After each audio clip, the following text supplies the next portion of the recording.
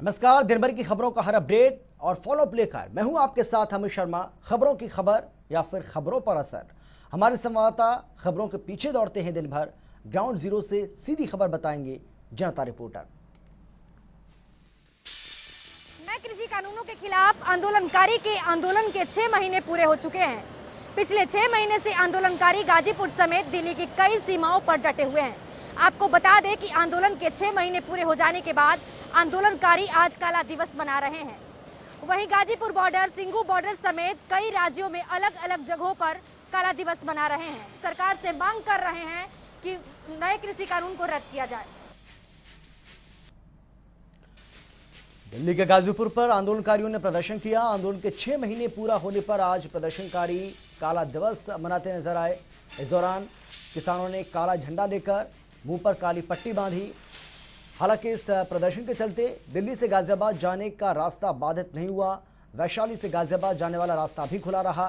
किसानों के इस विरोध प्रदर्शन के दौरान आधे किसान मास्क लगाते हुए नजर आए तो आधे किसान बिना मास्क के ही इस प्रदर्शन में हिस्सा लेने पहुंचे।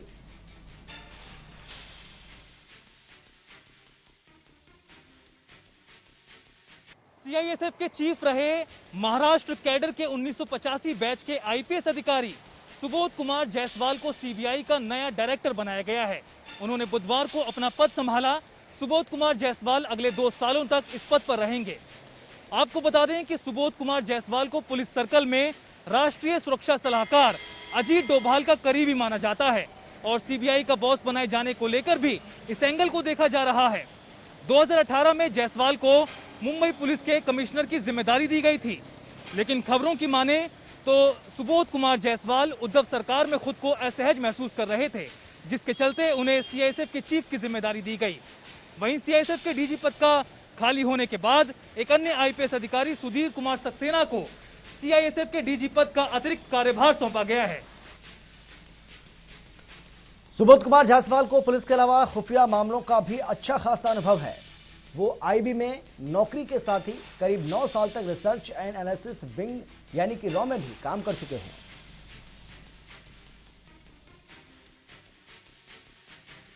केंद्र सरकार की नई गाइडलाइन नहीं मानने के चलते जहां फेसबुक, इंस्टाग्राम समेत कई एप्लीकेशन को बैन करने की खबरें चल रही है, वहीं इस बीच मैसेजिंग ऐप व्हाट्सएप दरअसल दिल्ली हाईकोर्ट पहुंच चुका है। दरअसल व्हाट्सएप का कहना है कि जो नई गाइडलाइन है वो निजता के अधिकार का उल्लंघन करती है। इसी बीच व्हाट्सएप ने साथ ही इन गाइडलाइन को रोक लगाने की मांग की है।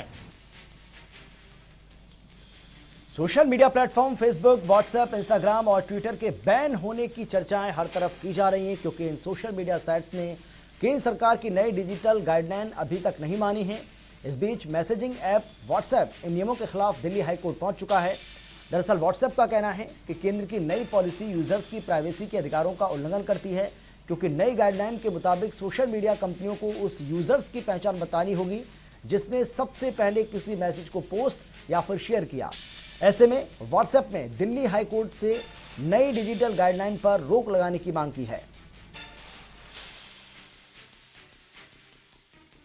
18 मार्च बजट सत्र के दौरान हरियाणा विधानसभा में पारित सार्वजनिक संपत्ति क्षति वसूली विधेयक 2021 अब कानून बन चुका है। हरियाणा के राज्यपाल सत्यदेव नारायण आर्य ने इसमें हस्ताक्षर कर दिए हैं। वहीं अब जल्द ही हरियाणा सरकार को इसको लेकर एक ट्रिब्यूनल का गठन करना होगा।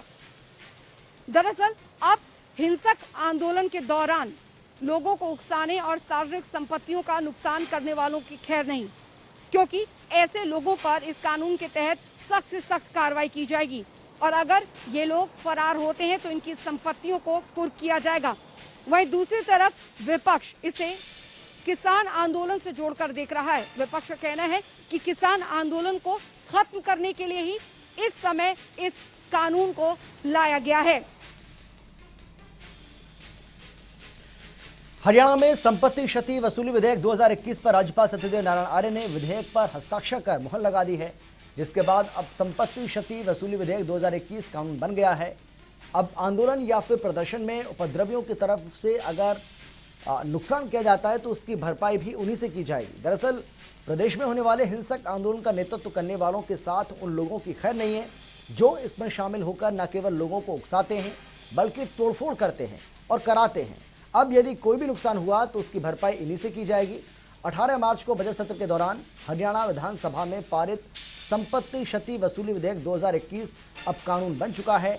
राज्यपाल सत्यदेव नारायण आर्य ने इस बिल पर दस्तखत भी कर दिए हैं। 13 मई को प्रदेश सरकार ने अधिसूचना जारी कर दी। वैक्सीन की कमी को लेकर लगातार विपक्ष केंद्र सरकार पर हमला बोल रहा है और आपको बता दें कि कांग्रेस भी लगातार वैक्सीन की कमी का जिम्मेदार केंद्र सरकार को ठहरा रही है और इसी पर कांग्रेस महासचिव प्रियंका गांधी ने भी ट्वीट कर निशाना साधते हुए लिखा है कि भारत वैक्सीन का सबसे बड़ा उत्पादक है और दूसरे देशों से भारत को क्यों वैक्सीन मांगनी पड़ रही है और इसी पर ये निर्लज सरकार भी इसे उपलब्धि पेश करने की कोशिश में जुटी है और ये इसका जिम्मेदार कौन होगा। तो वैक्सीन की कमी को लेकर केंद्र सरकार पर विपक्ष लगातार हमला बोल रहा है। कांग्रेस लगातार वैक्सीन की कमी के लिए जिम्मेदार केंद्र सरकार को ही ठहरा रही है और इसी कड़ी में अब कांग्रेस महासचिव प्रियंका गांधी वाड्रा ने एक बार फिर से सरकार पर निशाना साधा और ट्वीट करते हुए लिखा कि दुनिया का सबसे बड़ा वैक्सीन उत्पादक भारत आज दूसरे देशों से वैक्सीन मंगाने की स्थिति में क्यों आ गया। वहीं प्रियंका ने सरकार पर निशाना साधते हुए सवाल किया कि ये सरकार इसे भी उपलब्धि के तौर पर क्यों पेश कर रही है, इसका जिम्मेदार कौन है। दुनिया की दिग्गज दवा कंपनी फाइजर भारत में हो रही कोविड वैक्सीन की कमी को पूरा कर सकती है। भारत सरकार के प्रतिनिधियों और कंपनी के शीर्ष अधिकारियों की मीटिंग में ये बात सामने आई है। दरअसल दवा कंपनी फाइजर भारत से प्री ऑर्डर और एडवांस पेमेंट की मांग कर रही है क्योंकि कंपनी इन्हीं शर्तों पर दुनिया के अन्य देशों को भी कोविड वैक्सीन उपलब्ध करा रही है। नई दिल्ली से संदीप चौहान, जनता टीवी के लिए। दुनिया की दिग्गज दवा कंपनी फाइजर भारत को कोरोना वैक्सीन की आपूर्ति कर सकती है। भारत सरकार के प्रतिनिधियों और दवा कंपनी के शीर्ष अधिकारियों की मीटिंग से इस बात की जानकारी सामने आई है। भारत में वैक्सीन की आपूर्ति के लिए फाइजर प्री ऑर्डर और एडवांस पेमेंट मांग रही है। बताया जा रहा है कि अमेरिकी दवा निर्माता कंपनी फाइजर दुनिया के दूसरे देशों को भी इसी शर्त पर कोरोना वैक्सीन की आपूर्ति कर रही है। राजधानी दिल्ली में वैक्सीन की किल्लत के बीच अब लोगों के लिए एक अच्छी खबर सामने आई है। मुख्यमंत्री अरविंद केजरीवाल ने जानकारी दी है कि रूसी कंपनी वैक्सीन निर्माता स्पुतनिक वी के साथ दिल्ली सरकार का करार हो गया है और जल्द ही अब दिल्ली वासियों को स्पुतनिक वी वैक्सीन मिलेगी। मुख्यमंत्री अरविंद केजरीवाल ने बताया कि अभी कंपनी के साथ करार हुआ है, लेकिन ये साफ नहीं हुआ है कि दिल्ली सरकार को वैक्सीन निर्माता कंपनी कितने डोज देगी और कितनी जल्दी ये वैक्सीन उपलब्ध कराएगी। हालांकि सरकार की तरफ से साफ किया गया है कि वैक्सीन जल्दी दिल्ली सरकार को मिलेगी, लेकिन अब ऐसे में बड़ा सवाल ये है कि दिल्ली में वैक्सीन की किल्लत के बीच कई सेंटर अब भी बंद पड़े हैं, लेकिन दिल्ली सरकार का यही कहना है कि स्पुतनिक वी वैक्सीन आने के बाद लोगों को वैक्सीन की कोई किल्लत नहीं होगी। कोरोना वैक्सीन की किल्लत से जूझ रही दिल्ली के लिए एक राहत की खबर सामने आई है। दरअसल रूसी वैक्सीन स्पुतनिक वी की सप्लाई पर वैक्सीन निर्माताओं और दिल्ली सरकार के बीच बात बन गई है। दिल्ली के मुख्यमंत्री अरविंद केजरीवाल ने कहा है कि वैक्सीन निर्माताओं ने दिल्ली की वैक्सीन सप्लाई की बात कही है। हालांकि अरविंद केजरीवाल ने अभी ये भी कहा कि स्पुतनिक वी की कितनी वैक्सीन मिलेंगी, इस पर मंथन चल रहा है। वैक्सीन को लेकर अरविंद केजरीवाल ने यह भी कहा कि स्पुतनिक वी के निर्माताओं के साथ बातचीत हो रही है। हमें वैक्सीन देंगे, लेकिन कितनी देंगे इस पर चर्चा अभी किया जाना बाकी है। सीएम केजरीवाल ने कहा कि राज्य सरकार और स्पुतनिक वी के निर्माताओं के बीच मंगलवार को एक अहम बैठक हुई थी और इस बैठक में यह फैसला लिया गया। दिल्ली के मुख्यमंत्री अरविंद केजरीवाल ने दिल्ली के आज पहले ड्राइव थ्रू वैक्सीनेशन सेंटर की शुरुआत की। दिल्ली के द्वारका में यह ड्राइव थ्रू वैक्सीनेशन सेंटर शुरुआत किया गया है। इस दौरान दिल्ली के मुख्यमंत्री अरविंद केजरीवाल ने वैक्सीनेशन की कमी के बारे में भी कहा। मुख्यमंत्री ने कहा 18 से 44 साल वाले तमाम लोगों के लिए वैक्सीनेशन सेंटर पिछले कई दिनों से दिल्ली में बंद पड़े हैं। उसके साथ ही मुख्यमंत्री ने लॉकडाउन को लेकर भी बात कही। मुख्यमंत्री ने कहा अनिश्चित काल के लिए लॉकडाउन नहीं लगाया जा सकता है। लॉकडाउन के कारण व्यापारियों के जो धंधे हैं वो चौपट हो गए हैं।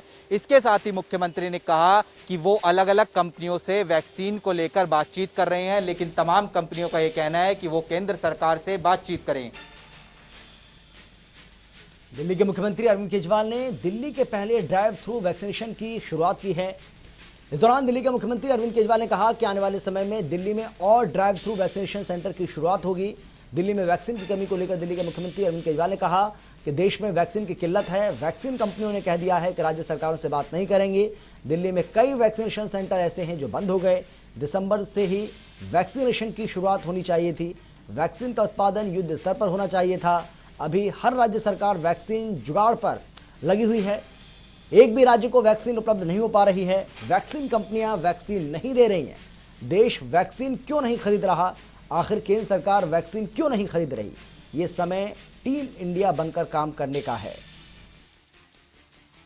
पूरे देश भर के साथ साथ हरियाणा में भी कोरोना और अब ब्लैक फंगस लोगों की चुनौतियां बढ़ा रहा है। सरकार और प्रशासन की चुनौतियां बढ़ा रहा है, लेकिन इस बीच एक राहत की खबर भी आई है। दरअसल हरियाणा के स्वास्थ्य मंत्री अनिल विज ने ट्वीट कर एक जानकारी दी है। अनिल विज ने बताया कि Haryana medical services corporation limited ने 2 टेंडर फ्लोट किए हैं। इनमें से पहला टेंडर जो है 1 करोड़ कोरोना वैक्सीन को लेकर है, तो दूसरा टेंडर 15,000 उस दवा को लेकर किया गया है जिसका इस्तेमाल ब्लैक फंगस के मरीजों के इलाज में होता है। तो ऐसे में अब कोरोना के साथ साथ ब्लैक फंगस से भी लोगों को निजात मिल पाएगी और इसके लिए दवा का इंतजाम प्रदेश में हो पाएगा। हरियाणा में कोरोना के खिलाफ चल रहा वैक्सीनेशन ड्राइव अब और तेज होगा। साथ ही हरियाणा में ब्लैक फंगस के मरीजों को भी दवा आसानी से उपलब्ध हो पाएगी। हरियाणा के स्वास्थ्य मंत्री अनिल विज ने ट्वीट कर इस बात की जानकारी दी है कि Haryana medical service corporation limited ने 2 ग्लोबल टेंडर जारी किए हैं। 1 करोड़ कोरोना वैक्सीन और ब्लैक फंगस के मरीजों के इलाज में इस्तेमाल होने वाली दवा 15,000 एम्फोटेरेसिन बी का ग्लोबल टेंडर भी जारी किया गया है। ऐसे में जल्द ही हरियाणा में ज्यादा से ज्यादा लोगों को वैक्सीनेट किया जा सकेगा और ब्लैक फंगस की चुनौती से निपटने में भी आसानी होगी। सीएचडी सिटी में स्थित एक प्राइवेट हॉस्पिटल पार्क हॉस्पिटल के बाहर जमकर हंगामा हुआ और किस तरह से मरीज के परिजनों ने फालतू बिल बनाए जाने को लेकर जो है हॉस्पिटल प्रबंधन के खिलाफ जमकर जो है प्रोटेस्ट किया। जिस तरह से आपने देखा कि किस तरह से जो लोग हैं काफी ज्यादा हंगामा करते हुए नजर आ रहे थे। कई दिनों पहले जो है मरीज को कोरोना के चलते एडमिट कराया गया था, लेकिन परिवार के लोगों का कहना है कि 4.5 लाख रुपए जो है बिल बना दिया गया, जिसको लेकर जो है पुलिस भी वहां पर मौके पर पहुंची। पुलिस में शिकायत दे दी गई है। अब देखना ही होगा कि आखिरकार पुलिस इस मामले में क्या कार्रवाई करती है। वही हॉस्पिटल प्रबंधन की अगर तरफ बात की जाए तो हॉस्पिटल प्रबंधन भी जो है अपना पाला झाड़ता हुआ नजर आ रहा था कि अब देखना ही होगा कि आखिरकार परिवार के लोगों को क्या कुछ इंसाफ इस मामले में मिल पाता है। हालांकि देर रात तक काफी जगह हंगामा जरूर चला, पुलिस में शिकायत दे दी गई है। देखना ही होगा कि आखिरकार क्या कुछ कार्रवाई इस मामले में होती है।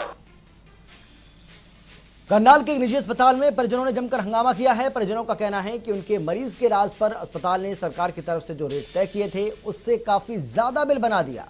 परिजनों ने बताया है कि उनका मरीज कोविड का था, लेकिन कुछ दिनों में उसकी रिपोर्ट नेगेटिव आ गई थी, जिसके बाद वो भी इलाज के लिए हॉस्पिटल में एडमिट रहे, लेकिन मनमर्जी तरीके से हॉस्पिटल वाले बिल बनाते रहे और लूटते रहे। परिजनों का कहना है कि करीब 20 दिनों के बिल में 44,000 रुपए तो सिर्फ पीपीई किट के लगा दिए गए। हॉस्पिटल प्रबंधन का कहना है कि उनकी तरफ से ना कोई बदसलूकी की गई और ना ही बिल ज्यादा बनाया गया। हाँ, अगर कुछ छूट देने की बात होगी तो वो भी दे दी जाएगी। वहीं ज्यादा हंगामा देख पुलिस मौके पर पहुंची और मामले को शांत करवाया। कैथल के नागरिक अस्पताल के लिए राहत भरी खबर सामने आ रही है।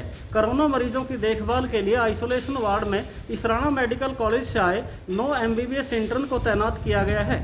ये इंटर्न कोरोना मरीजों की देखभाल के साथ साथ डॉक्टरों का सहयोग भी करेंगे। पिछले कुछ समय से लगातार खबरें आ रही थी कि कैथल के नागरिक अस्पताल लगातार डॉक्टरों की कमी से जूझ रहा है, जिसके चलते स्वास्थ्य विभाग की पहल पर इसराना मेडिकल कॉलेज के 9 MBBS इंटर्न आइसोलेशन वार्ड में तैनात किए हैं, जो कोरोना मरीजों की देखभाल करेंगे। प्रधान चिकित्सा अधिकारी डॉक्टर शैलेंद्र शैली ने कहा है कि 9 MBBS intern Israna medical college से आए हैं, उनकी तैनाती आइसोलेशन वार्ड में कर दी गई है। उन्होंने यह भी बताया कि कोरोना लगातार अपना रंग रूप बदल रहा है, इसलिए लोगों को ज़्यादा सावधान रहने की ज़रूरत है।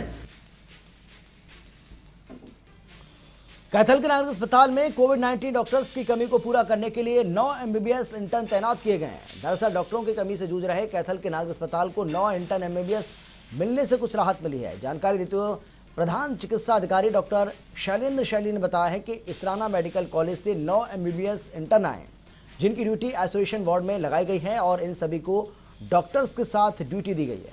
उन्होंने बताया कि इससे अस्पताल प्रशासन को काफी फायदा हुआ है। पूरा देश कोरोना महामारी की जंग लड़ रहा है और ऐसे में राज्य सरकारें और केंद्र सरकार लगातार प्रयास कर रही है कि ज़्यादा से ज़्यादा लोगों को वैक्सीन लगाई जाए, जिससे कि कोरोना जैसी महामारी से निजात मिल सके। उसी कड़ी में साइबर सिटी गुरुग्राम के एम्बियंस मॉल में मानसिक रूप से कमज़ोर और दिव्यांग बच्चों को आज फ्री में कोवैक्सीन लगाई गई। यह कार्यक्रम करीब शाम के 5 बजे तक चलेगा। आपको बता दूं कि साइबर सिटी गुरुग्राम में स्वास्थ्य विभाग द्वारा लगातार इस तरह से सामाजिक संस्थाओं के साथ मिलकर वैक्सीनेशन का कार्य किया जा रहा है, जिससे कि ज़्यादा से ज़्यादा लोगों को वैक्सीन लगाई जा सके। अब देखना होगा कि ऐसे में बढ़ती कोरोना महामारी पर कब तक रोक लग पाती है। कोरोना महामारी के बढ़ते संकट को देखते हुए साइबर सिटी गुरुग्राम में वैक्सीनेशन कैंप का आयोजन किया गया। इस कैंप में खासतौर पर मानसिक रूप से अस्वस्थ लोगों को कोरोना का टीका लगाया गया। ये टीकाकरण अभियान 18 साल से ऊपर के लोगों के लिए चलाया गया। इस कैंप में पहले दिन करीब 100 लोगों को टीका लगाया गया। आपको बता दें कि कोरोना काल में स्वास्थ्य विभाग की तरफ से पहली बार मानसिक रूप से कमजोर लोगों के लिए इस तरह के अभियान की शुरुआत की गई। कोरोना वैक्सीन लगवाने के लिए अब आपको नहीं करना पड़ेगा इंतजार। स्वास्थ्य विभाग ने जारी की नई गाइडलाइंस के अनुसार आप नज़दीकी स्वास्थ्य केंद्र में अपना आधार कार्ड ले जाकर लगवा सकते हैं कोरोना वैक्सीन। गर्भवती महिलाएं भी अब लगवा सकती हैं कोरोना वैक्सीन। दिल्ली के बाद अब हरियाणा के फतेहाबाद में भी कोरोना वैक्सीनेशन के लिए ऑनलाइन रजिस्ट्रेशन का इंतजार नहीं करना पड़ेगा। दरअसल फतेहाबाद में स्वास्थ्य विभाग की नई गाइडलाइंस के अनुसार अब ऑनलाइन गाइडलाइन की जरूरत नहीं है। ओपन और बुक्ड स्लॉट दोनों तरीके से वैक्सीनेशन किया जाएगा। अब गर्भवती महिलाएं भी अपना वैक्सीनेशन करा सकेंगी।